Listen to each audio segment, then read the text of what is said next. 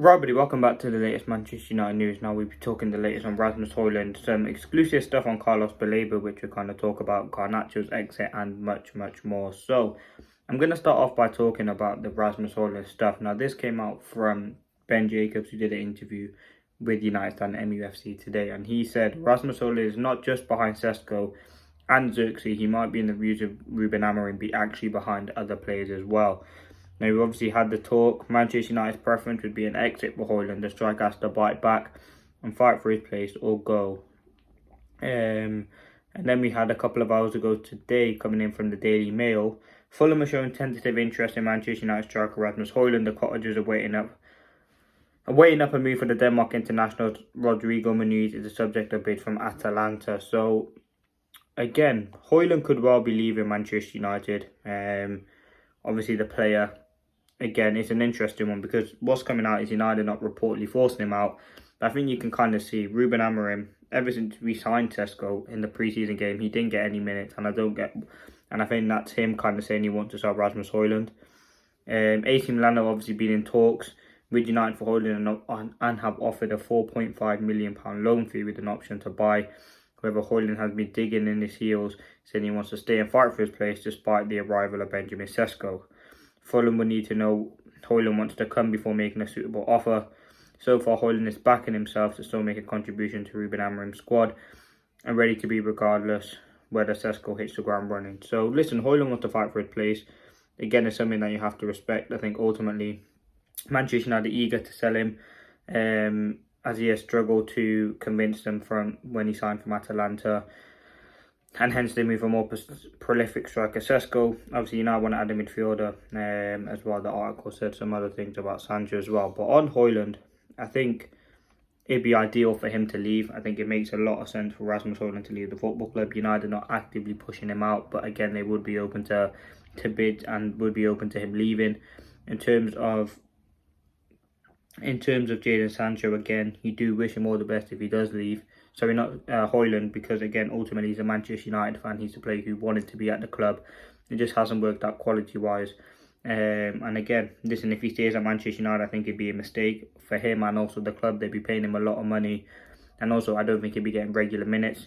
What was said there in that interview, if other players are voted, that would be players who are more rated than HOJLUND, I would say, would be obviously Xerxes, Sesko, Cunha, and Bremo. Probably Mason Mount. I mean, the fact that Mason Mount, Cheeto as well, maybe. The fact that Mason Mount started the preseason game would kind of hint at that. But yeah, that's the latest on HOJLUND. It's looking like Fulham are interested in signing him, as well as some other clubs in the Premier League as well. But let's see what happens there. I think a Premier would be good for him. I think most likely at the moment, though, AC Milan. But again, that's the latest on there. Now the next thing, Jadon Sancho. Let's go through. Obviously, we got the news today. Jadon Sancho has obviously opened the doors to Roma. Proposal of 20 million loan with obligation. He doesn't want to go to Turkey. They submitted their initial bid.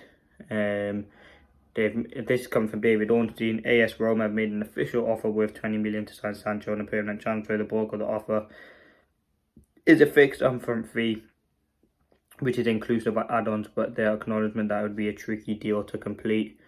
The club-to-club talks were at an early stage, and there's not been any indication from Sancho whether he would be open to the move.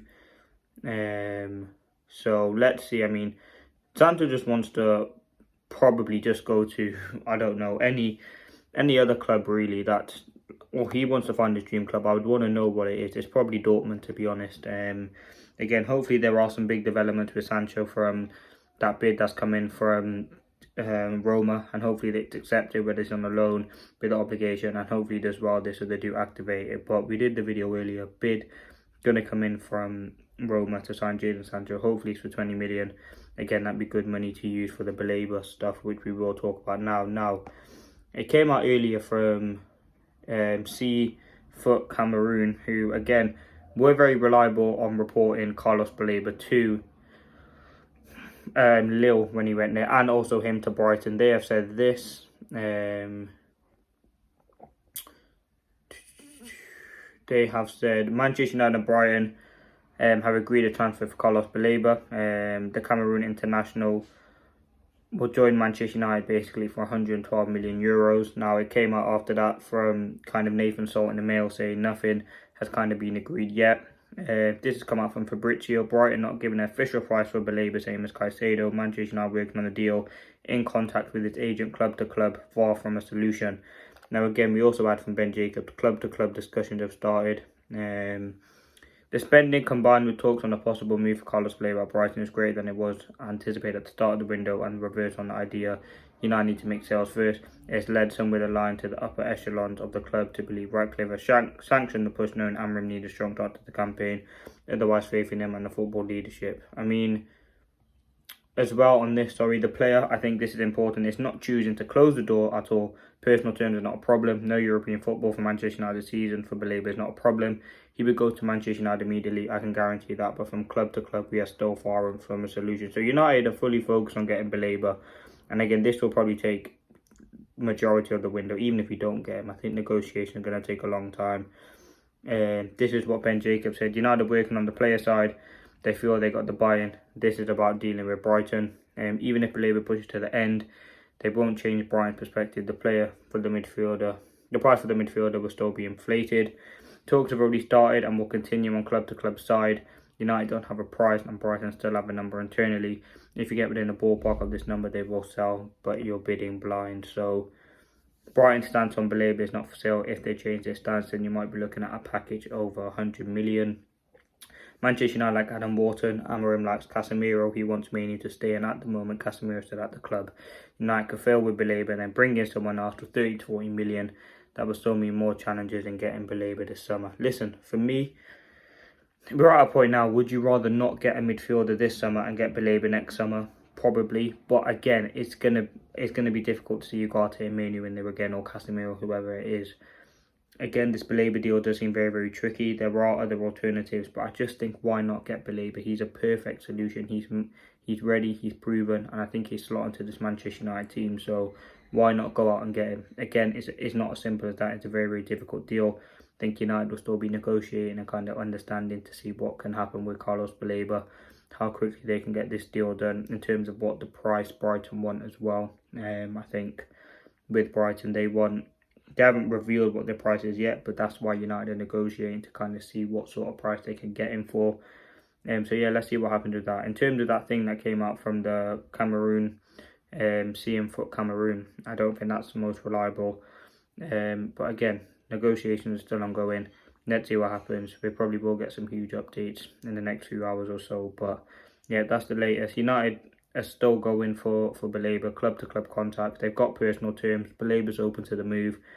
Obviously, they will, towards the end of the window, if they do get some sort of thing on what's going to happen with Baleba, they will move to other options. Who those options are, we'll have to wait and see. But if we're going to go all out, we do have to get Baleba. Now, the last thing, Manchester United prioritising midfielder, as I said. No goalkeeper arrive. If one does, it will be Lemon. Something dramatic would be happening for United to bid with Donnarumma. And I think that's something that we've already known.